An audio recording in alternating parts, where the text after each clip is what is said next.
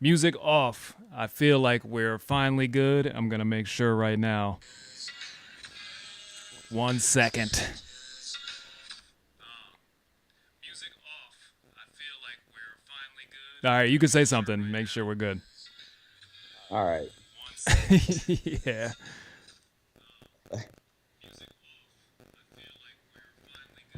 you can say something. Make sure we're good. Yep. All right, we're good. Finally, Man. finally, we are back. I apologize for everything that has happened. This is our third try. It's a charm. So we're back. It's just a Fade podcast. Four with Brian Troy, graphic designer, artist, entrepreneur, extraordinaire. Every time we try, I'm gonna build you up a little bit more. Here we go. We need some more technical difficulties. Yeah, just keep going. So List all yeah, blades. yeah. So we tried this on Wednesday. It didn't work out, and now it tried to kill us again. But I feel like we're finally good now. So let's get it going, man. Yeah, man. Let's do this. So so let's rehash the things that we did on Wednesday. You are a graphic designer slash artist. You're from the local area. You're based out of Philly now. Mhm. You've done a lot of things in your day. So just introduce yourself once again to everybody and let them know what you do and where you're from and your little backstory, and then we'll get it going. Yeah. All right. So my name is Brian. I went to Deer High School. I started graphic design. Kind of got my entry through the Votech program, and I'm probably the only graphic designer out of that class that is still doing that shit. Um, so I started back in like 10th grade, and then did that through all throughout high school, 10th, 11th, and 12th grade, um, and then went to college at York. Uh, Worked at a printing company, like we talked about, dude. I worked at a printing company from about I think I was like 21 at the time, so this was like 2001, 2002, uh, and printed some big time magazines, Time Magazine, Entertainment Weekly, W Magazine, Sports Illustrated, on this huge German web press, which they call it a web press because it's just a giant roll of paper that runs through this. Um, Was it a Heidelberg? it was a Heidelberg. It was, Okay, I and know. it was a I new know. Heidelberg at the time. It literally had like 3 floors to it. It was insane. Mm-hmm. The pieces of paper were probably, uh, 6 feet wide or something like that. They Nuts. were, and then so that would run through the entire press and through all the units with the colors, and then it gets chopped up and folded and stuff, Mm-hmm. and then that's just like the signature phase, and then it goes to like bindery, and they actually put together these signatures into the actual magazine and then ship it out. Crazy, like, hardest job I ever had. 12-hour shifts, like just fucking insane. I hated it in a sense, but Uh, I hated it because it was so hard. But like it was really interesting. Like, just the technology of printing is, and it's invaluable to me now. Like, when if I work with these other companies that, all the new kids, man, they don't know shit about print, no, because so if they, everything goes straight from Photoshop or wherever you're doing your editing from straight to another digital format, and it does never goes to print. right, a lot of stuff is just digital now. And I mean, there still is print. Like, we'll print, I'll do brochures and stuff like that for, big time companies, man, sell sheets and all that shit.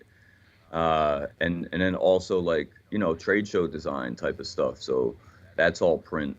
Um, so there's a lot of print out there, and there are people that, I'll go into a company, and they'll have, what I mean, it'll be like a dude who's a fucking, senior creative director or some shit, like top of the chain when it comes to advertising, and they don't understand it. But I mean, the printing stuff helped me for sure. And then, I worked at Clipper Magazine, and Hmm. that was all print, like prep production. So like I actually did, when I was working at the printing company, I was printing Clipper Magazine, and then I ended up actually going to Clipper Magazine, which is like, I mean, it was bullshit. It's like the Walmart of graphic design. It's just like, coupons and stuff, but Right.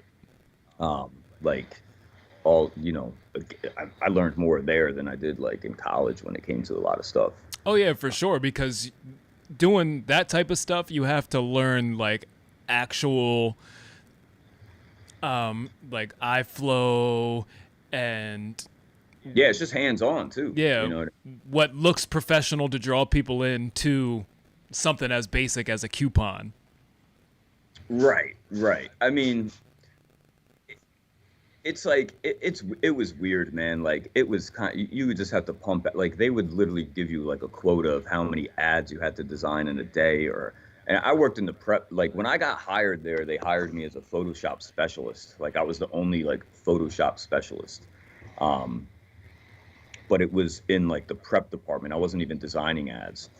And it was just like the weirdest shit, man, because we would have so many pictures of like blank plates. So for instance, if you go like these sales reps would go out to like a seafood restaurant and try to sell them on putting an ad in their book and like what coupons you would want or something like that. Right. So, if they didn't have pictures, they would just be like, hey, um, Photoshop a lobster on this plate and put some like asparagus on the fucking. Right. So you would literally just have to like fake this, thing and make this plate and then like place it in an ad or whatever and like use their logo or whatever. But I mean, it was just a lot of designers there. Like there was 3 shifts, 8 teams. Each team had like, 10 people on it. So they were just cranking like a crazy business model. I don't know what the hell they're doing now because everything went digital. I don't think they print the book anymore. I don't know if they just do it online. You know, got out of there in about like 2008. I left, I think, maybe 2007. But again, that print production, man, like I just, I go into any other company and they're like, holy shit, man, like, a lot about, print production and just how to set up an ad to be able to send it out to a printer. And then it just works flawlessly. But now the programs kind of can all do that. You don't really need too much setup, but from a mechanical standpoint or anything like that. Right. But, Yeah. it still helped me a lot. For And it's still definitely like my edge over a lot of other people when it comes to this industry. for sure. And I told you before my shit this thing. My father is a printer, and so I think they may have been in business, the shop that he used to work for, probably when you were. I'm trying to tighten this thing. When you were probably trying to get a job, he used to work for Rhodes Press. It sounds familiar. They used to. Is that like in the Lehigh Valley? Yeah, well, they used to be. They used to be like out towards like Trexlertown, where like around where like the what's the steak shop, Texas Roadhouse and all that out there. It was over that. Yeah, It yeah. was over that way. So I don't know. Maybe you try to apply there or something one time. I may have, man. I just, I had, that's like the book publishing company like a bunch of times. Supposedly that was like a huge place. But I mean, getting out of college, dude, like I applied to so many places in the Lehigh Valley and they all kind of turned me down. And that's why I ended up getting this like, printing job with. So I wasn't designing anything, you know what I mean? I was running around with a fucking wrench in my back pocket and like fixing things if they were like if something looked like it was going to go wrong because like they don't stop the press for anything. These presses just kind of keep churning out these magazines. And I mean, dude, it's insane. Like look up a Heidelberg press, man, like especially like one of the newer ones. Oh, I don't yeah. even know what the fuck they have now, dude, but like just insane, man. Insane, dude. Like everything. They measured, so while they were getting the registration together, like all the colors to overlap so it looks right. You're just throwing out stuff. So there would be like this fucking drawbridge of like a gate, and then there would be another thing, and it would take it and put it in the trash, and they weigh the trash. So they like weigh all their waste, and it was like this big thing, like the time spent to print something and like the waste, and you would get like a bonus if you were like in the top company team was like in the top of the company like doing that shit. But they don't ever stop the press because then it's just more waste when they start back up. Yeah. But shit would go wrong where like a belt would break, and like I'm at the end with all the signatures. If a belt would break, and then all of a sudden, if you just see the signatures stop coming, then you're like, shit, something's, and then it's all jammed up, and they don't stop the press. They'll just start shoveling these fucking magazines on the floor. And then there was a time where there was like 20,000 magazines on the floor. You finally get this stuff fixed, and then they bring over like a bunch of people, and you have to like literally pick up all of them and save them. And like, they're called like a jogger. It's just a vibrating wood table, and it helps you collate. Yeah, it helps you like kind of like put all the signatures like back in order and flush stuff so you can like stack them and shit. So like that shit sucked, man. Like that was like the worst part of that job, man.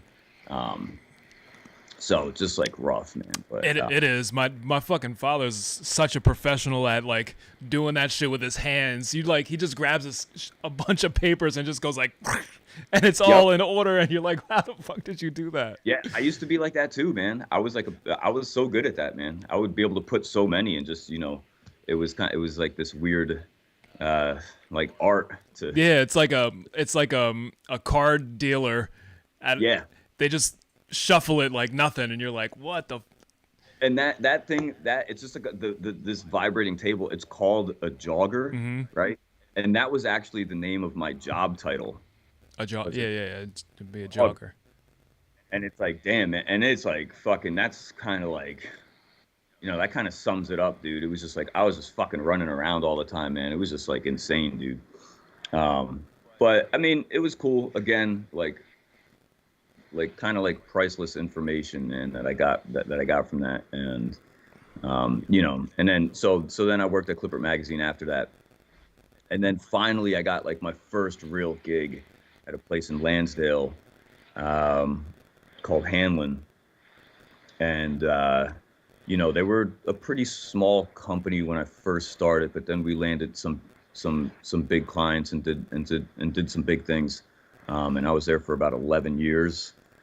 And this was all while I was living in Allentown, and I was driving, I drove to Lansdale for like 11 years straight down 476. And then, ended up splitting ways with them, coming to Philly, getting a job in Philly, and then the pandemic hit.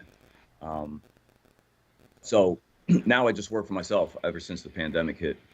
I kind of refused to get a job with another company because I'll go into these places and I know more than like the owners, man. And it's like, I'm not going to work underneath somebody that doesn't really have as much experience as me or can't do the shit that I can do. Right. So, and, not to be like arrogant about it or anything like that. It's just, I mean, I could be humble about it too, but it's just the truth. You know what I mean? It's like, why am I going to work, especially there's a lot of egos in advertising, man. Like some of these owners are just like insane. And like, the last person that I worked with, man, she was a fucking disaster, dude. And like, just like a liar. And like, it's just crazy shit, man. And without hesitation, the day before the lockdown, man, she, I go to check my email. We're already working from home. I go to check my email on my laptop and I can't connect to my email. And I'm like, what the fuck? And then I get a call from my copywriter and he goes, yo, I just got canned. And then while I'm on the phone with him, my other line is ringing and it's, my boss. And I'm like, yo, dude, I think I'm getting canned too. I'll call you back. You know what I mean? And just like that, man, they just, they'll cut you off, man, just business, dude. But yeah, independence the way to go to be self-employed, and certain things suck, but the freedom it allows you is worth the little headaches that you have along the way. Yeah, for sure, man. I kind of do whatever I want right now. Yeah.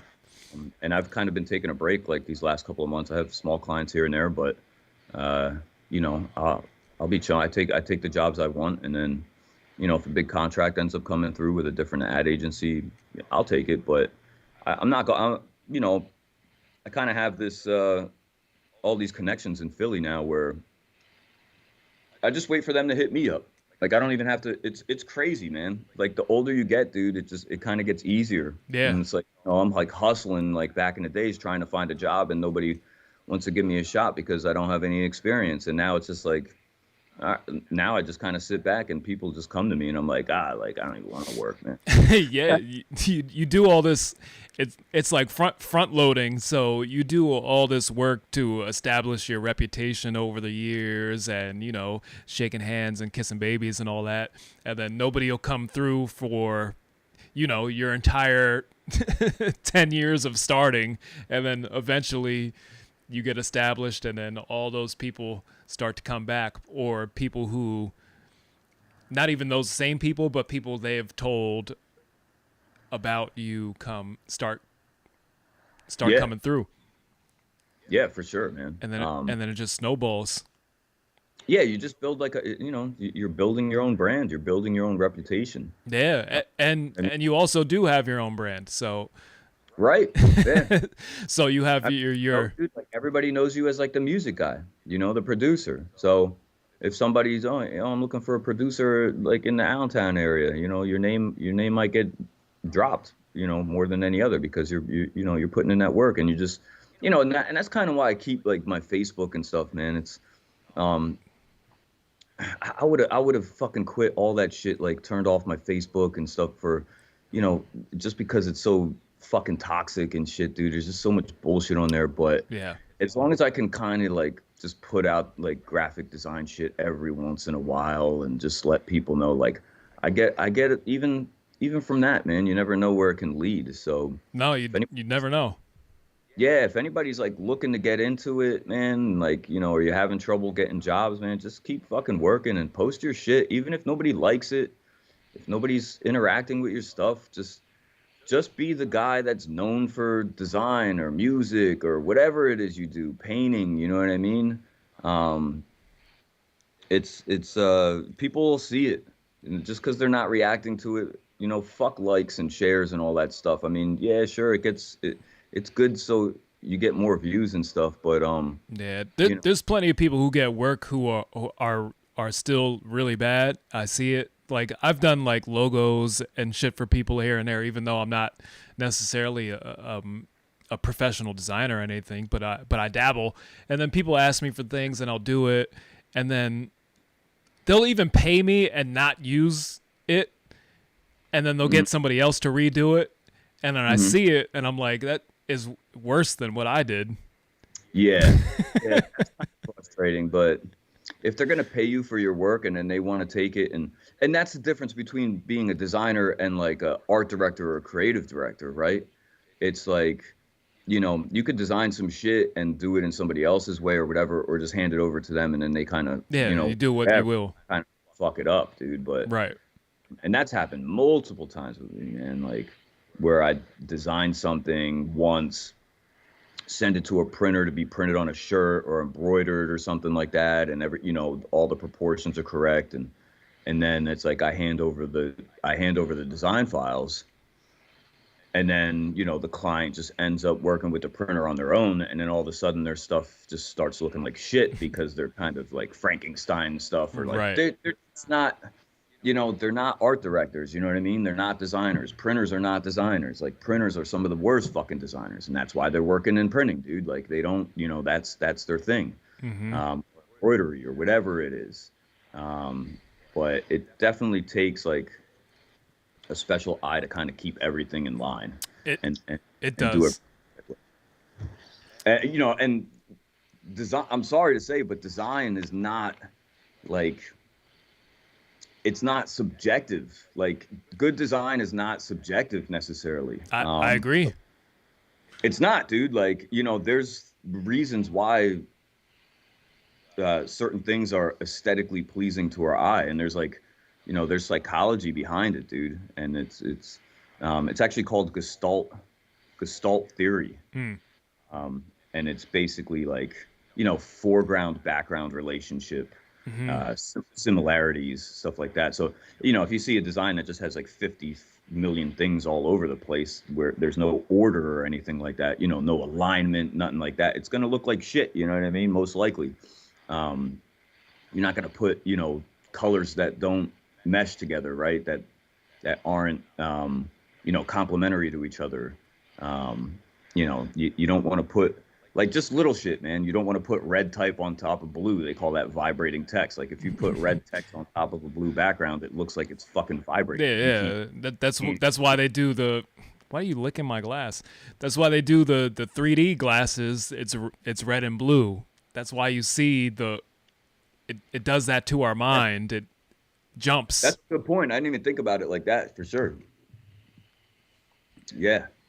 But I've seen some of the stuff that you've done too. Like you shared that one out. You're like, "Yo, what do you think about this album cover?" And I was like, "It's dope, dude. It works." You don't have to reinvent the wheel. It just has to work. Right. And a lot of the times, man, it's like when you do everything right, people won't be sure you've done anything at all.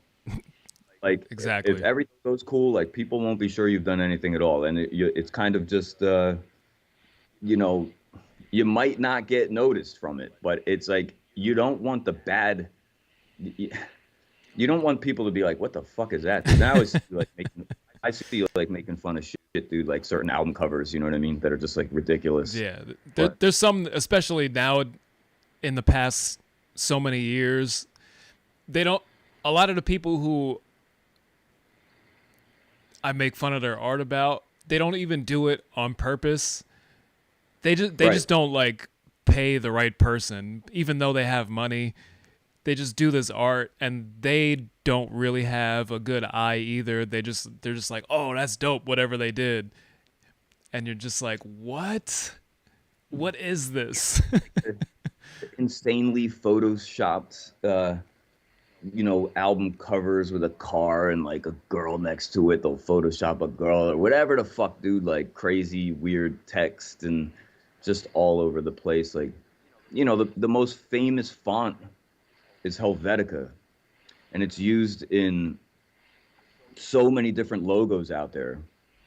But it's hiding in plain sight. It's just Right. simple. It works. I like Helvetica. It's very close to Impact. Kind of, yeah. Impact is more of a condensed type of font. Um, Helvetica is great because of the like the negative spots of Helvetica are just as important as like the actual text itself. Mm-hmm. So if you can, and it's just like simple is just better, man. Simple is just better, Yeah, dude. And I feel the same way. Like I apply the same like principles to production as I do with design and everything like that, because like within production, like sound selection is very important. So you could have like a dope melody or dope chords, but if you don't pick the right sound for that melody or chords, it's going to sound cheesy or just not it's just not good. And it's the same way with fonts and design. If you don't pick the right placement or the right font, it's going to look not professional. Yeah, or if you have like, if you're doing a layout and there's too many different fonts, right? And you have 5 different fonts, Right. or if it's just not good. Like like you want similarities within your designs, and that's what kind of, makes it look good. You know what I'm saying? Um, and just like keep it simple. There's no reason to go overboard with shit when it just doesn't work, man. You know what I mean? I got the Nike logo on here. It's like, that's the most famous logo. It's fucking one color, dude. Yeah, and it's just a crooked line. Yeah. I mean, the person that designed it, I think they got paid like $100 for it, dude. It was like some intern, Nuts. and they just fucking did it real quick, and and then that was it. But yeah, I mean, I see it within, the shit that you do too in your photography and stuff. Your photography is pretty dope, man. Thank you. I think, yeah. Yeah, and I don't like, I'm not a professional photographer or anything. I steer away from it because I don't know. There's just something about doing, it's the same issue I have with doing music for money. It's once you do jobs for other people, you have to take their opinions into consideration, and then there's that conflict. And with those things, I don't like other people's opinions.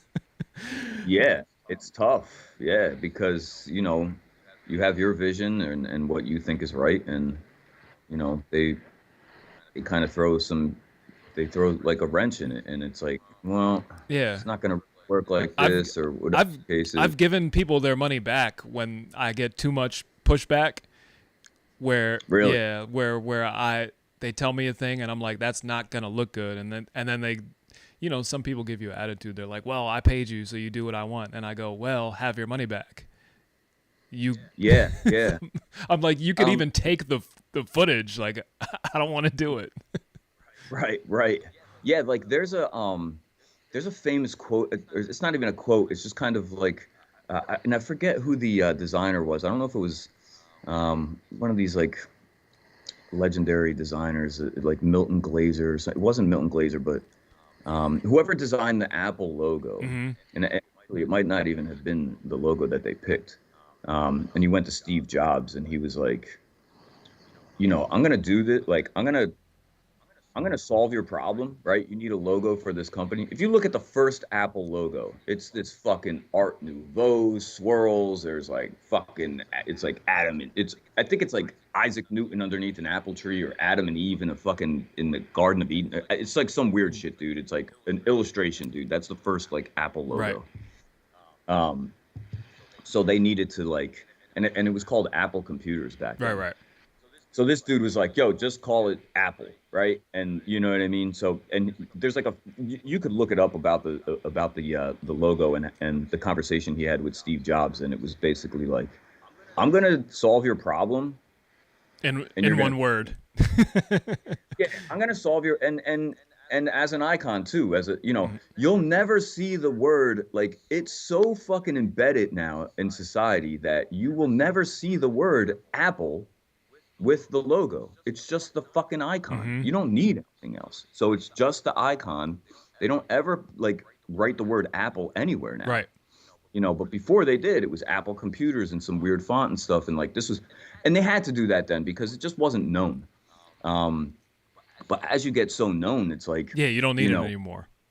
yeah, dude. And there's like, there's certain shit, and that's such a simple logo, and it's considered one of the best logos ever made. Hmm. So is the Target logo. The Target logo is considered one of the best logos ever Yeah, made. and you don't need the name. That's a good tangent, or I guess a tangent. But with album covers for music, they used to have to put the artist or band name on the cover with the title of the record, or else you don't know, because you had to go to the record store, or Or at least CD store. on the spine Right, at at least. least. And if you just had like a picture, you don't know whose album that is Right, unless they had the words there. right. So now, in today's market, the words and the artist name and the album title are within the description when you go Digital. to streaming or iTunes or anything like that. So you don't need to have the name and the title directly on the art anymore. And that's been like that for a while, 10 years at least.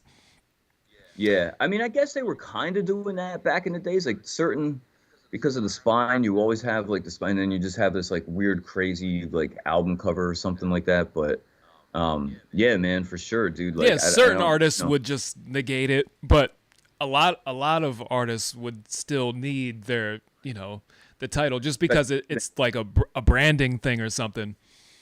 But now you don't need that at all. And when I've been designing album covers since I'm a teen, doing stuff just because I enjoyed coming up with album artwork. And yeah, and when you do something, you'll normally just do like I see your shit. It'll just be like a good photo. right, and I've been trying to do that for, the past 10 years or so, and then when I send people or come up with an idea for their album thing, and they'll be like, "Oh, can I get my name here or the album title here?" And I'm like, "No." You don't need it. You're gonna put it in your description. It'll be there on iTunes. It'll say your Right. name. If I put your name anywhere here, it's gonna look bad. Yeah. Yeah. I mean, right. It's like when you try to, again, you're cluttering things up. It's like, just like there's so much clutter out there. Just keep it simple for people's eyes, man, because you know, it's it's like fresh air to them, dude. You know what I mean? It's everything is so polluted, man. We see so many ads a day and there's so much just like garbage out there. If you keep something simple, you know what I mean? People might, gravitate towards that, dude, and like kind of just, oh, all right, you know what I mean? It's not trying too hard. It's just kind of sitting there in plain sight. Right. And and again, back to logos, dude. It's like for instance, the National Geographic logo is a fucking rectangle. It's a yellow rectangle. Mm. And this is the difference between a logo and a brand.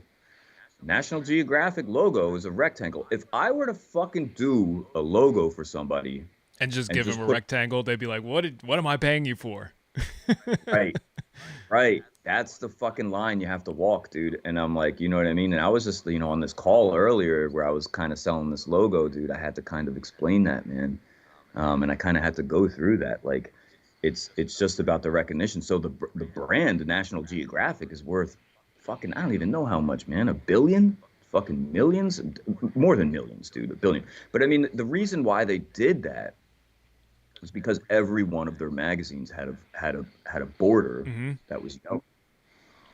And then it would say National Geographic. Now when they put their logo on stuff, it's just using that.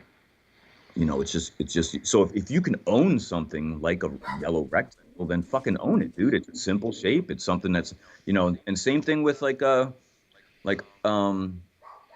to think of something else okay, Macy's. Macy's is a fucking red star. Yeah.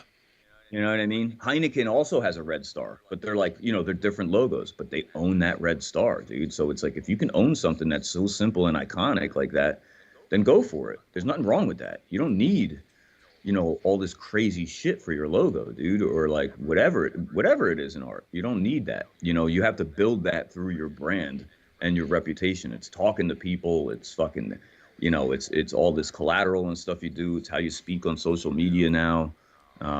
And just kind of like, what people are saying when you're not in the room type of deal. That's what branding is. Yeah, as long as it has that relationship and continuity with what relates to their brand and how they're perceived. Exactly. It's the way you talk. Like, we'll do branding guidelines. And again, this goes back to, handing off design files for somebody else to do as like an agency. You'll set the brand. You'll show them how to use a logo, how to use their logo, how not to use their logo, what colors to use, what fonts to use, what type of typography. And then there's a section, it's also called like tonality, where it's like, this is how you speak. You know what I mean? This is how you're going to talk to your audience. You're not going to be fucking pompous. Mm-hmm. You're not going to be overconfident. And when you hand this off to a different agency or internally to this company, they're supposed to, adhere to those rules to keep the brand intact and to, not go off brand. And this is why a lot of places, when they redesign their logos, they don't go too far away from what they already had. Right. You know what I mean? Sometimes it'll be a complete 180 and you'll see it. People will talk mad shit, dude. Like, people will be like, yo, I hate this new logo, but Yeah. it'll still be a cool logo. Like Formula One changed their logo probably about 10 years ago, and they had a cool logo. It was like this F and a 1, and they were kind of like meshing together, and they changed their logo to something that looks more like a racetrack, and it's like this real sleek F and 1 together, and I thought it was fucking super cool. But people don't like disruption, man. No. So you know what I mean? Like, Even people don't even like me, disruption at all. I don't like. Nobody does. I don't like dude. rebrands. Probably, I don't know, 80% of the time. Yeah. but then it'll just like it'll I don't know, it'll like grow on you though, and then it becomes the new normal because then it starts to get, like branded. But I mean, people don't like disruption in general, dude. Like, the person that came up with Airbnb, dude, when they went to go get investors for it, like people laughed at them. Like, bro, you're gonna have people stay in other people's houses and like trust them? Like, that's fucking weird. Right. Like, we're not investing in that. And they had to bust their ass to get investors to do it. And now they're fucking killing it, dude. Same with Uber. Like what? You're gonna have random people just pick up other people? Like, yeah, dude. Yeah, that's disruption. You know what I mean? And they fucking took down the whole, you know, Airbnb's fucking killing hotels, dude. You know what I mean? Hotels hate Airbnb. Yeah. Fucking the taxi service is gone, dude. Yeah, There's no such thing as except for New York. I think they have like a state mandate or something like that. yeah, maybe, Yeah, but it's gonna be the same thing with automatic cars and all this shit, man. Like, people are not about it. People talk shit about electric cars right now, and it's like, whatever. I don't really even have a stance on that stuff, but yeah, I do. I don't like them. people get stuck in their ways. People like what they know. People like to be safe. People at heart are conservative. Yeah, a little bit. I don't want to say the wrong thing on the internet and then they lock my car doors and take me to jail the next time I get in my car. Right. Yeah, that part, obviously. Right. There's the flip side to all of it too. Yeah, I don't want that to happen. Well, I mean, and it's like people like the conservative people, like I said, like they have this conservative mindset because it works. Why change it, right? But the other side is, well, we can make it work better. Well, it all depends on who is in power and do you trust them to implement these things. Well, yeah. I mean, that's a different subject, I guess you could say. That's right. If somebody's controlling this shit. And it's like, how, right. There's definitely a slippery slope in there. Yeah, where it's that's what it comes down to, because if someone you trusted said, I'm going to give you a car that drives itself, you're like, word. if the guy is a mass murderer, you're like, I'm not getting in a car. I'm drive me off a cliff. Yeah, I'm not getting in there. So it all depends on trust. But we're getting off the topic of art. So yeah, kind of. So it's kind of the same realm. The lines get blurry. Doing something different, if you really have an original idea, and I mean, so when it comes to art and all this stuff, like, I've been in pitches and stuff where I have to sell, certain shit to people, and if I'm coming up with a campaign that's just totally different from than anything they have ever done before. You know what I mean? Again, it goes back to this mindset, especially these companies where people are like, have been working in, it's like their baby, man. And you go in there and you're like, yo, I'm going to fucking mess everything up. Right. We're going to switch it, but it's, hey, you want to change some shit? You want more sales? You want to grow? You have to fucking evolve, dude. And you have to like move with it. Yeah. And dude, here's the same thing with like, the whole Bud Light fiasco, which I think is moronic on their end. Don't get me wrong, dude. Like, that whole shit is just a disaster. But, they're like, oh, how do we take Bud Light into the fucking new era? Oh, we'll put a trans woman on the can. Like, yeah, I always figured that if you drank Bud Light anyway, you were gay. So, hey, man, Bud Light is. I actually used to never drink Bud Light ever. And then, probably about like a year ago, it was just this like baseless drink where it's just, all right, I can just kind of coast through the night if I just drink some Bud Lights instead of like these fucking heavy IPAs or like. I hate IPAs. I'll drink anything, to be honest. I'll drink a fucking White Claw. I'll drink a Bud Light. I'll drink an IPA. I'll drink a fucking Guinness. Like, you know what I mean? Beer Whatever. gets touchy with me now. I don't know. Like, anytime I start to drink like a lot of beers, I get headaches. So I stick to liquor. Oh, you don't get headaches from liquor? No. Oh, odd, man. Odd. I mean, I'm lucky in any sense. Like, I don't get hungover or anything, dude. No, that's why I stick to like my genetic makeup of alcohols. Like, I'll do. What do you want right this there? is Jaeger. Oh, geez, you're just drinking a fucking Jaeger straight? Yeah, I could drink Oh, like an entire bottle of Jaeger straight and jeez. be fine. I mean, I like Jaeger too, but But yeah, I'm that, very Germanic. So so I could do like German beers, like I'll do like Beck's, Yingling. I could do the light beers. I could do too, like Corona and stuff is cool. But like the malts and stuff, I yeah, don't. Corona's, yeah. I think Corona's a trash beer. It is, Corona, you like but always you could get. drink a lot of it. All right, so back to advertising, man. Like Corona, right? Like Corona is like one of the worst beers, dude. If you give blind taste tests to like beer drinkers, man, they always like it always gets like these shitty ratings in like these beer tests or but Corona is just known as the the beach beer. Yeah. You know what I mean? Every commercial that they've ever done, dude, is like somebody walking on a beach or sitting in a beach or sitting on a beach or like just chilling. It's like, they're not known as like a party beer necessarily or like um just anything like different than that. And that's their brand, man. So it's like when people are at the beach, they get a Corona and even like the lime in it, dude. It's like Hmm. this thing that's known. And I don't know if that would, I mean, that's just like a Mexican heritage thing, dude, where they put like lime in their beers all the time, which is great. I love limes in my beer, dude. Like, Hmm. I think that shit, and I've been to like a Mexican bar where all they've had was Coronas and Coors Light because for some reason that's all that Mexicans drink. And in Reading, anyway, this was in Reading, dude. And every time I got a Corona, you didn't even have to ask, dude. They put a lime in it, and then they actually take a salt shaker and shake salt on the top of the rim Yeah, too. that's fine. In beer. Yeah.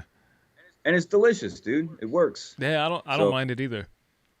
yeah, but yeah, man. I mean, even beers, man. If you think about their brands and stuff, like Corona is the summertime beach beer. So and people end up doing that. You know what I mean? It's like, but it's no different than a fucking Miller High Life. You know what I Yeah. mean? It's just a regular fucking beer, dude. And it's actually, I think it's worse than High Life, to be honest. Yeah. I forget where I was gonna go after that. Are we gonna rate album covers here? Yeah, we could bring us some album covers.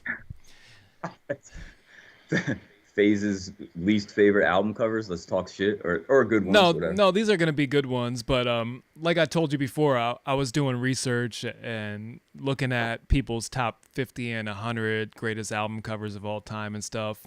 And there's so many videos of the same album covers. I didn't want to just do the same type of list and content. So there was some that I thought were a little bit more obscure that I liked that I wanted to highlight, and let's see if I could find them here and see your take Can we split screen on the stuff and like design. share? Yeah, yeah, I'm gonna bring it up. So you Oh, should be nice, able to see it on my screen if the nice. thing goes on. Oh, we'll bring it up here because you're familiar with the albums I've done and stuff. So you could see where I got my inspiration from for one of our album covers here. So I'm gonna put this on the screen over by my records here, and you'll be able to see it. Bong. Can you see that? This probably might take a second. I don't see anything yet. Do I need to be in a certain view mode? Oh, you might have to go on to like Facebook and look at the stream. Oh. Um. So all I'm seeing. Oh, wait. It might lag a little bit. I see. Okay. Okay. All right. De La Soul, 3 feet high and rising. Yeah. I mean, I think it's. Hold on. Let me mute this over here so I'm not.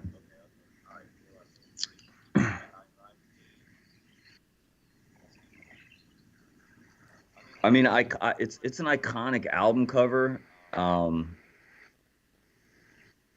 and I mean, I like it just again, man. It has kind of like this. Hmm. It's So this is kind of where I got the inspiration for the Brodesy album cover.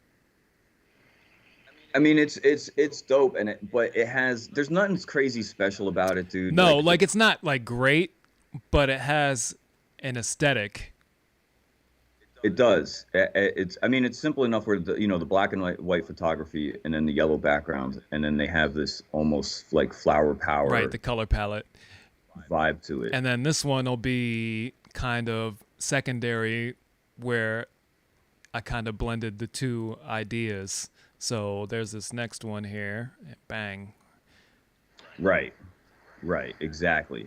Um, and also I think Smith and Wesson did the same shit where they're kind of looking down. Yeah. So it's kind of like a theme throughout hip hop to have this angle and pose. So I think Daz X also did something like this on their second album, Straight from the Sewer. they may have.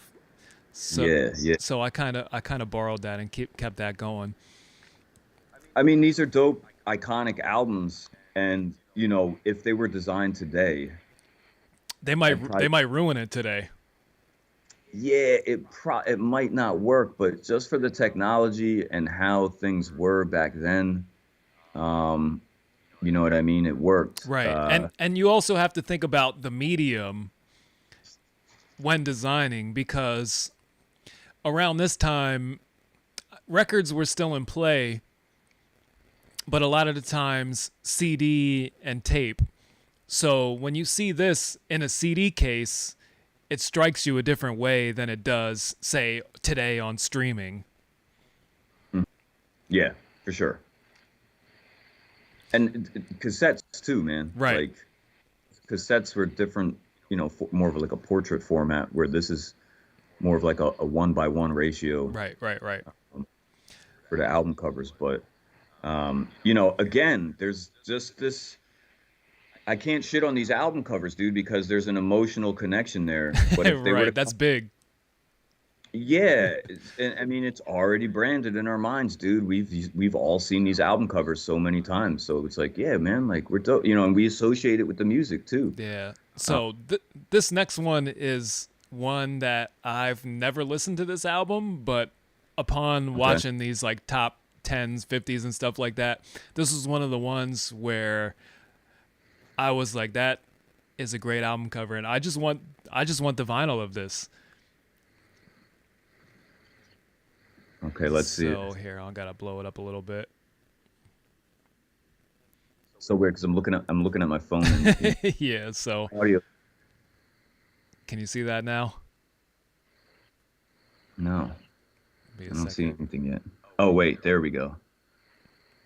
All right, so I don't know who this is. I've never listened to this album. Um, it looks like she's on a bus or a plane or some shit. Mm-hmm. I can't really tell what's going on here, but it's a good photograph. It's cool. I don't, I think the composition is pretty dope. Oh, it's like sand. Is that sand in the front? Yeah. All right, that's kind of weird. Yeah, I mean it's cool. I don't know too much about this or who the artist is or anything. Is that the artist? This is let me. I gotta bring up the title here. Caroline Polachek. And I've never listened to the music or anything, but once they showed this album cover, This was in like a top 100 album covers of all time. yeah, something like that. Some random people just did things, and I really like this album cover. I wish I had it. It's dope, man. It just reminds me of, especially being a more modern album cover, Yeah, it has a nostalgia feel to it from like it to me this feels like a 60s or yeah, 70s rock album. for sure. I mean, yeah, and you have that like those weird textiles in the background on the back of these seats or whatever. Yeah. There's a lot going on in there, so it's probably hard for you to see there. um I'll put a familiar one here for you that is on probably the top 50 to top 20 10 of all time, that I cannot ignore because it is probably, if not the best album cover of all time, definitely probably top 5. Is it? I'm thinking of something right now, but I'm not going to say it yet. Right there.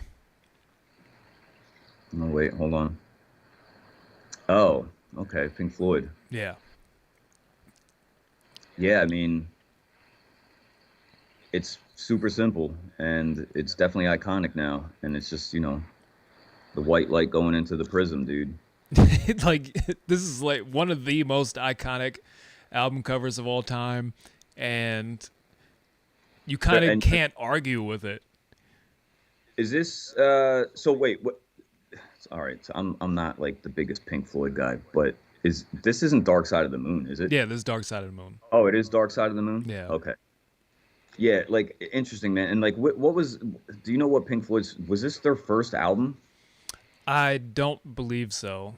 Oh, because if it was, I mean, that's like kind of cool, dude. They kind of just branded themselves as like this rainbow and like prison type of like vibe. But yeah, they're forever known as that. And almost anybody who's grew up in American culture knows that that's Pink Floyd. Absolutely.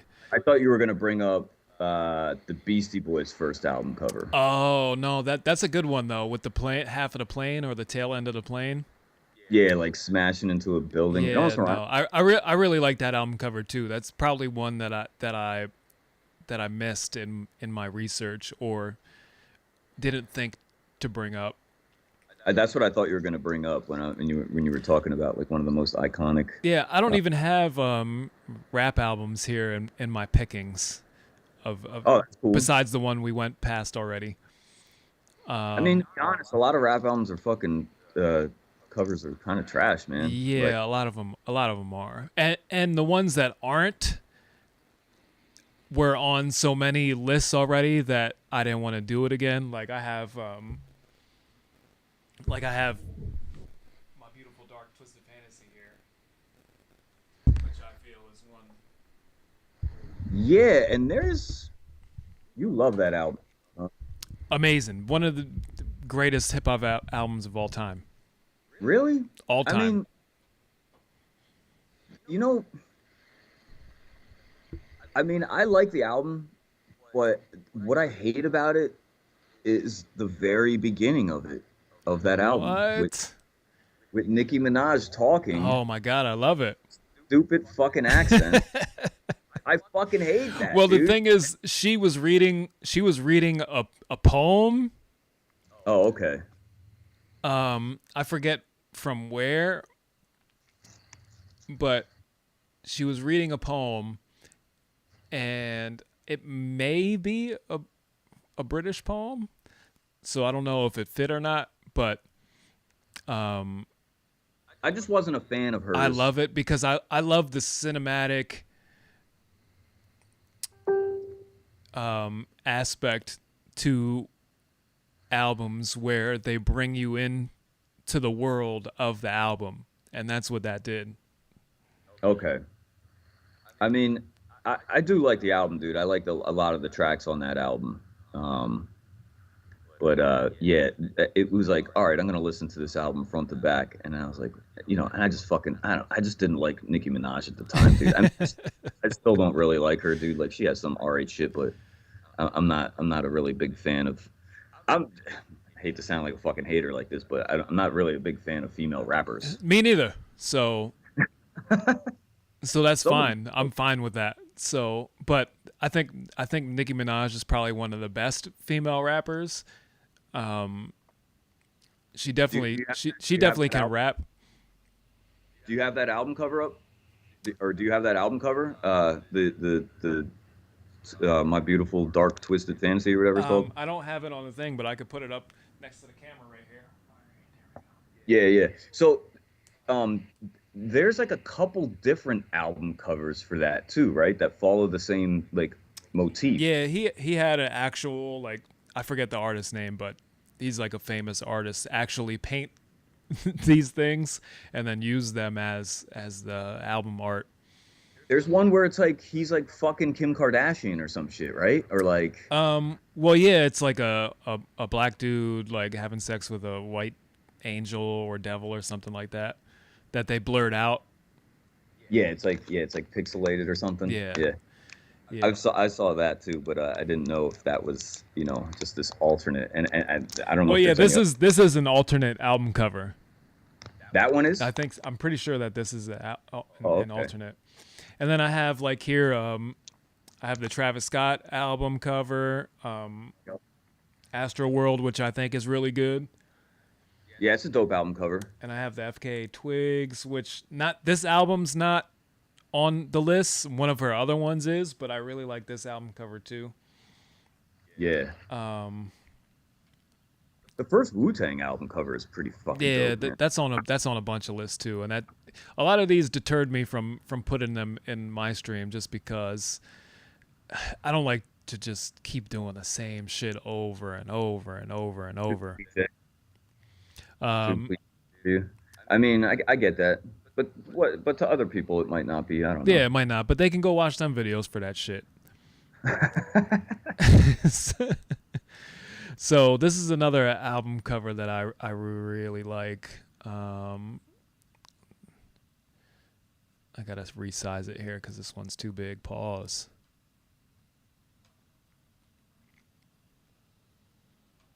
Jesus.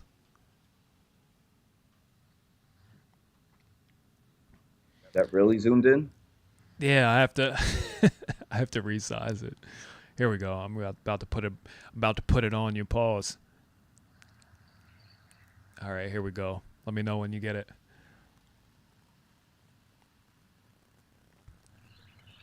I feel like I've seen this before. Oh yeah, I've seen this before. Yeah, yeah. Yeah, This is Super Tramp.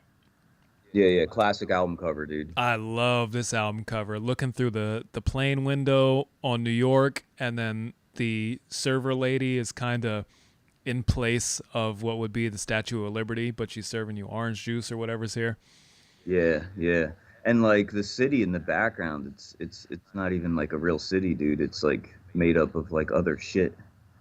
You know what I mean? It's like this weird, almost 3D-ish looking type of monotone. Um, you know what I mean? Like there's no detail, there's no windows, there's no. It's pretty dope, man. Yeah, and this is what people used to do back then, where the band or album title name would kind of get lost in the sauce, where you wouldn't.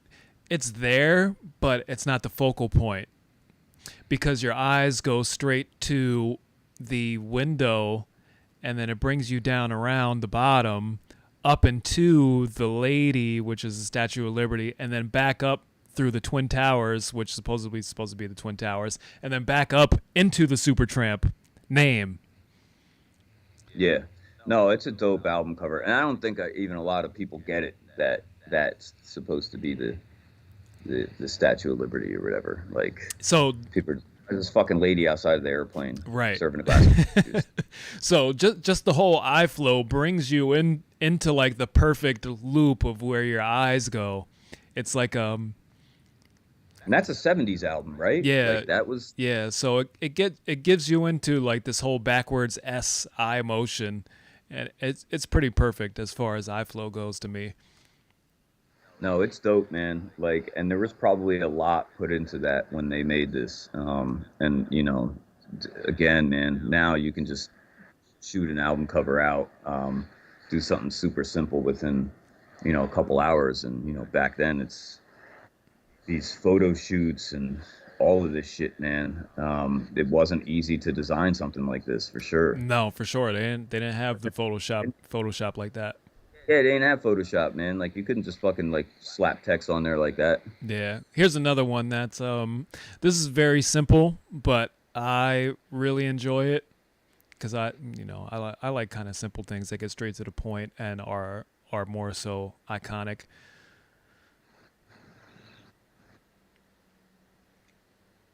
Let's see if that goes over. There we go.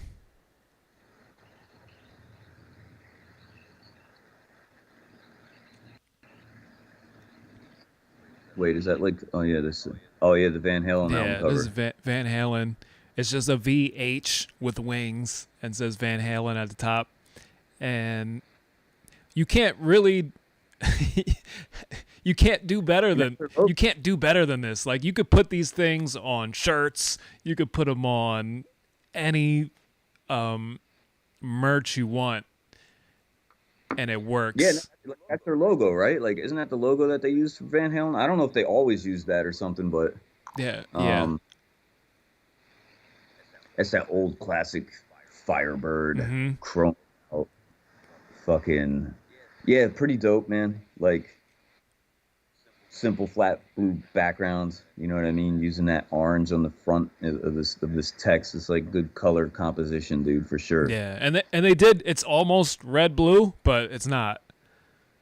Right, right. I mean, but you know, it's orange blue. Those are two complementary colors, man. So Mm-hmm. that works for sure. And then this is absolutely one of the greatest of all time too, where I just can't argue it, and you just have to pay homage to, I guess.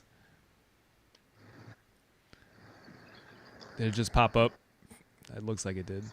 Nah, it's the Van Halen. So, oh yeah, the Beatles one with all the famous people in the background. Yeah, this is like a really this is a really iconic album. Um, yeah, I mean they have like fucking Darwin back there, and they have. I mean that's just one of those Where's Waldo fucking Right. There's so much shit, man. Like it there's not much to the composition or the color palette or anything like that, but the It's like history, man. It's yeah, like the design just brings you right into where it says Beatles, and then you look at everything else within it. yeah, man. I mean this is a cool album cover, dude, for sure. Again, I'm not like, I didn't listen to too much of the Beatles and stuff, but I mean, is that Edgar Allan Poe all the way in the background? I'm pretty Like sure. Yeah, they got a bunch of people in there. all the way in the top in the middle. Yeah, man. So it's like I think it's just kind of, it's bringing in this like nostalgia and like tribalism in a sense of like what people already kind of know. So um it just vibes with people. They're like, oh, that's fucking, fucking Sigmund Freud or whoever's fucking. You know what I mean? Like all this shit, dude. They got like a Charlie Chaplin or some shit in there somewhere. I think Elvis is in there. Um, it almost reminds me of like something like this kind of reminds me of that Midnight Marauders album cover, man.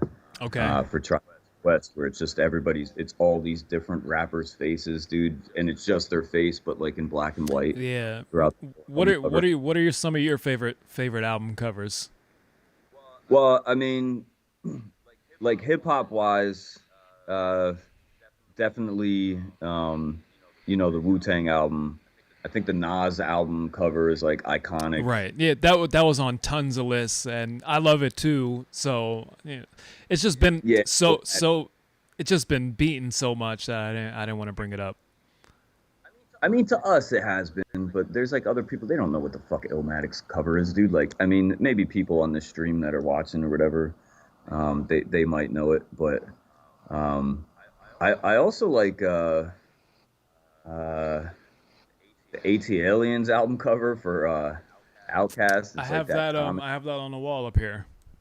Yeah, dude. It's not the best illustration or anything, but again, it's like this nostalgic thing for me, dude. Like there's just a vibe there for Right. it, man. And there's this space that I think is unique with like album cover art that if the music is really dope, it makes the album cover better. Yeah, absolutely. If there's like a connection between the two, Mm-hmm. uh, and it's like you just start associating the music with that album cover. That's how it was back in the day. Right. Like now it's not really like that. I But still do the same thing. Like when I come up with an album cover for like Slim or Devin and stuff like that, I have all the tracks and I listen to it while looking at the album cover. right, and it just gives you this this vibe to it, man. Like where they kind of become one. I like. I mean, I guess like aside from hip hop and shit, I think Nirvana's album cover with like the fucking baby with the dollar and shit in the Yeah, pool. yeah, yeah. That's like that's pretty iconic, dude. That's kind of like and then the other Beatles one too, where they're walking across the street. Yeah, Abbey Road. Yeah, yeah. So that one's like very well known. I don't know if you know the band Bad Brains. Their first album was called Band from DC. They're just like this black punk band, Okay. and they I don't know why they got banned from DC. Like DC was literally like you can't fucking play music in DC, like because they were that crazy or some shit. So they made their first album and they just called it Band from DC, and it's like this. So it's like these Jamaican colors, dude. It's like green, yellow, and Mm-hmm. red, and it's like this lightning bolt like striking the Capitol building, Okay. and it's just like banned from DC. I mean, those dudes are bad as fuck, man. I never even was really into punk and until like recently, and then I started listening to them. I'm like, yo, these guys are fucking insane. Yeah, a lot of punk gets it gets pretty crazy. It's in a sense, man, like punk is kind of like hip hop, dude. It's like it was just formed out of like nothing, where like it was kind of like these misfits that were just like we're gonna do whatever the fuck we want. Yeah, it gets so weird, especially as I get older and more. I guess You I, want to listen to classical I music guess instead I and guess shit. more Like, mature. No, because no, but I get it, I dude. still like shit that has edge and you're taking risks musically, visually, all that type of shit and aesthetically, but especially with punk, like their political messaging is very communist and then they say shit and I'm like, does everybody interesting have to be some gay commie? Yeah, yeah, I see what you're saying. I mean, and it's kind of like that was almost like the vibe like back in the days too. Like even you think about like Rage Against the Right, Machine. and now they're Rage with the Machine. Right. Right. A little weird, right? Yeah. It's like, and the people that were all about that shit back in the days are now singing a different tune too, man. So it's weird, man. Right. Like now to go against the machine, you're Kanye West. Yeah. I mean, yeah, basically, dude. And then those same That was people. also a dope album cover too. Rage Against the Machine had a dope album cover, man, with the fucking guy burning himself, the Buddhist monk, dude. Like Yeah, like it's they definitely have dope, yeah, they have dope album covers. They also have one that just says Rage, and but it's like in kind of like in that the like the Philadelphia like love text, but it just says right. Rage. Yeah, so I always think for myself is like how do we make good aesthetic art with a better not message, but I don't There's no solution to it, man. There really is no like it's like a client coming up to you and going, "Make me a viral video." right. You can't you don't fucking know the calculations for a viral video. It either goes viral or not, dude. And you can follow the flow and do what's been used before, but then it's not anything that's new and poking out. Yeah. It's something It's that always hard to do something when you're trying to do something. It's just like right, you just got to do it right, and see if got it works. right. Nine times out of ten, it's like it almost just happens like on accident or something. Um, But for sure, man, it's like, there's that fine line of like going totally out of bounds and doing something totally different. And again, this goes back to the disruption conversation that we were having. Like people don't necessarily like that. Right.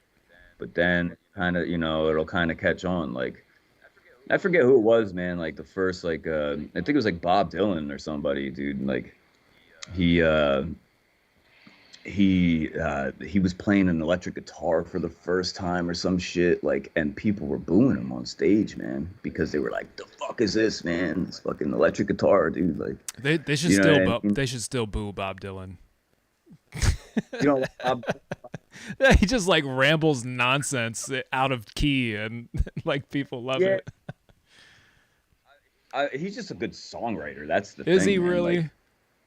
he is, man, and like his. I mean, I don't know too much about Bob Dylan, so I'm not gonna sit up here and defend him like that, but um, That's what they say. Like that's his brand is the greatest American songwriter. But then when you listen to his songs and you actually listen to the lyrics, you're like, this is man's just rambling nonsense. yeah, sometimes. I mean, he doesn't have the greatest voice, dude, and like you could a lot of people put that on him, but there's something about him that people really liked, man. So whatever that is, dude, I don't know, but again, I mean, but again, dude, just going back to him performing at I forget what the name was of this. It was like a Woodstock, dude, but it wasn't Woodstock. It was some other shit in the '60s, I think, and he or maybe it was I don't know. It might have been like fucking late. I guess it was early '60s or something. But yeah, he started playing something on an electric guitar, and like there were people cheering and there were people booing. Right. And now it's like, you know what I mean? Look what that turned into. You've seen it all through music too, auto tune and like the way that people make beats, like even like DJing, like controllers versus turntables. There's some Oh people that yeah, embrace the. I know because I've tried to do stuff early on in my rap career where we were playing around with auto tune in '07 and stuff like Mhm. that, and then when I started to try to embrace it more within my music, like my core audience rejected it entirely, and I'm like, can I do it to where I can still incorporate it in my music and still be like rapping and like have bars still? And they're like, no, don't do that, please. And Yeah, now that's all music is now right. It's like to be trendy with or no to set. bars. Yeah.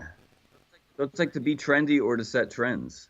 You know what I mean? It's like you can follow trends and kind of like go with that flow, or you could just do something that's totally out of the ordinary. And again, man, people don't like change, dude. No.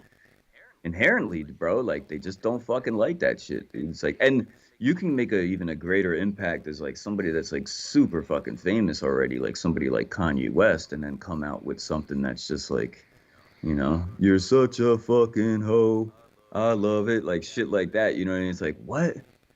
It's like what is this, dude? But it's just like so, and then people latch onto it, man. Like eventually, like they hate it at first, and then it's like, oh, other people like it. Oh, it's being played on the fucking radio every 2 seconds, like, and then all of a sudden, like people like it. It's Yeah, like it's weird. It, it it, is weird, man. it's just a psychology thing. Like I have the Edward Bernays propaganda book. I know the tricks. I I can do it. Right. People's minds can get changed for sure, dude. Like if you put somebody in a room, man, where they might have that opinion by themselves, but you put them in a room and all of a sudden that they're not, their fucking opinion's not welcome, dude. Like they're gonna fucking lie or something. Yeah. You know what I mean? Yeah. I mean, It's such a weird space to be where you kind of have to manipulate people even if you don't want to. for sure. It gets a little gross sometimes for me personally. I just want to make stuff that I like and then try to make people like it, which may be counterproductive. Yeah, I mean, whatever, dude. Like, you just try, man. Like, you just go for it, dude. Like, go all the way or don't go. Don't do it at all, man. So, I think. I mean, I like your shit, dude. I've always showed you love. I kind of try to like look at things from a person standpoint, though, man.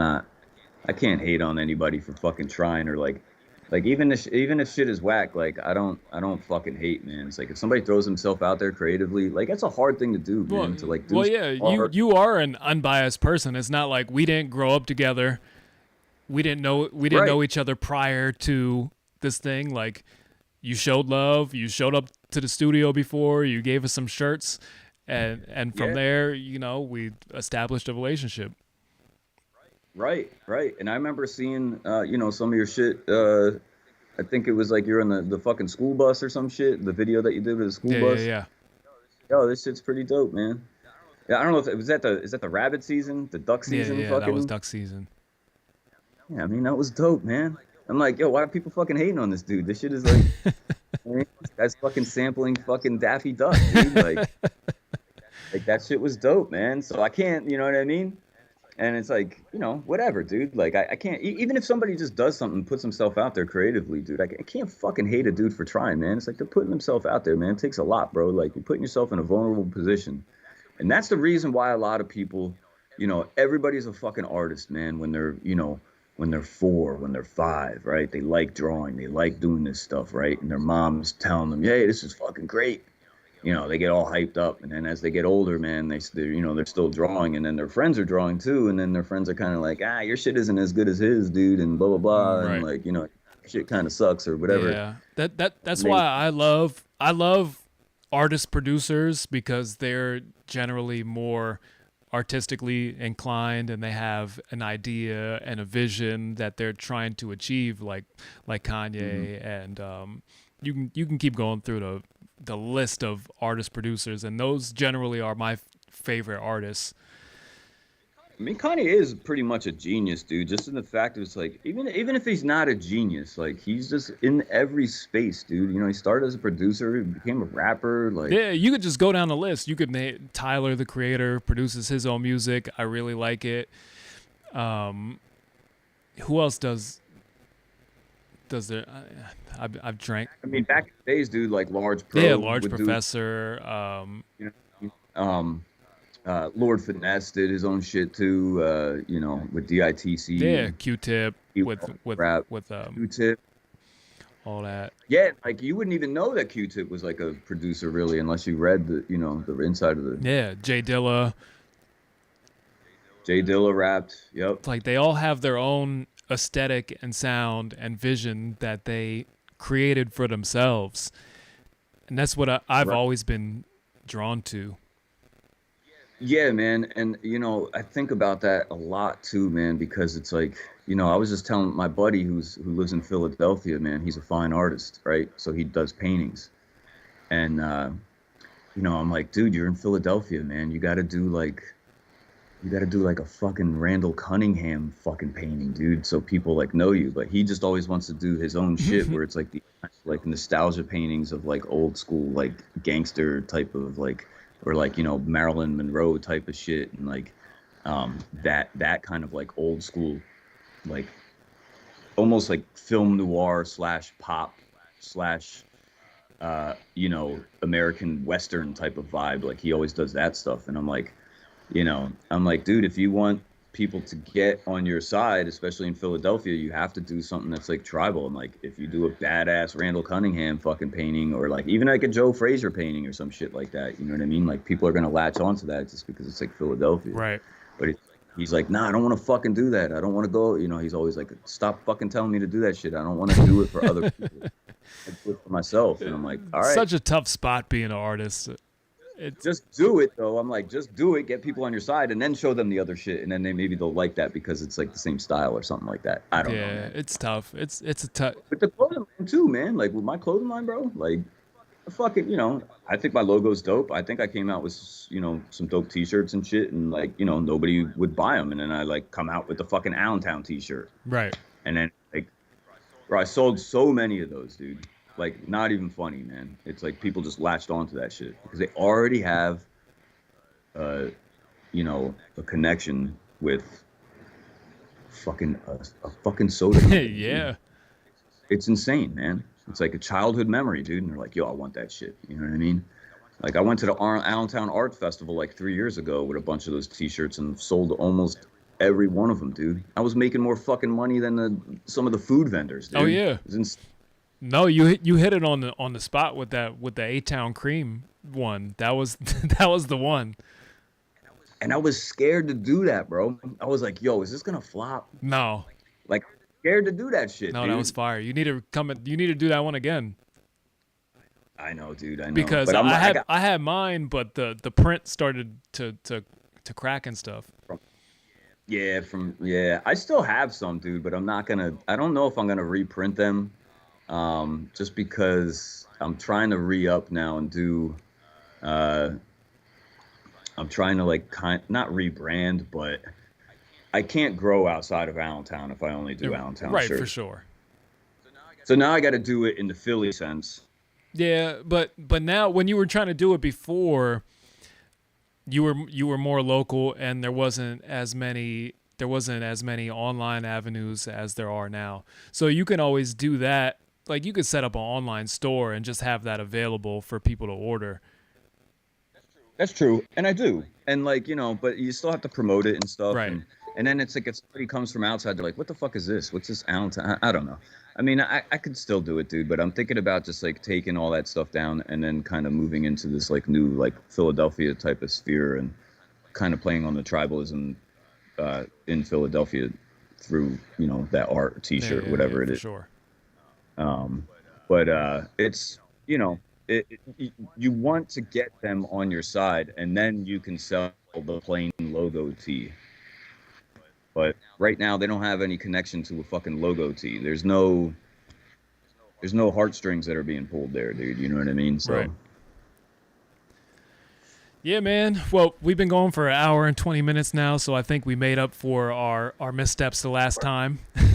I know my computer was dying. I had to plug it in, dude, just now. It's all good. So yeah, if you want to close it out and plug anything you want to, let the people know where they can find buy you. up all around my Allentown T-shirts at yours1980.com. Absolutely. Go to yours1980.com. Or yoursapparel.com. I own both URLs, but Okay. yeah, yours apparel, you know what I mean? I'm not gonna have these A-Town shirts anymore like soon. I'm taking them out. I'm taking them out of commission. But yeah, sure, dude. I appreciate it, man. This is a dope thing that you got going on. You know what I mean? Maybe we can do this again sometime. Absolutely. To get the shit popping even more, we'll start to curate it a little bit more and stuff, and it's pretty dope. So I appreciate it. Yeah, man. Thank you for your patience and coming back, and we get to do it for a good time. Yeah, no doubt, man. All right, brother. I'll hit you up next time, and then hopefully I'm the Joe Rogan of the Valley by then, and then we'll have return guests and all that. All right, man. All right, bro. Thank you.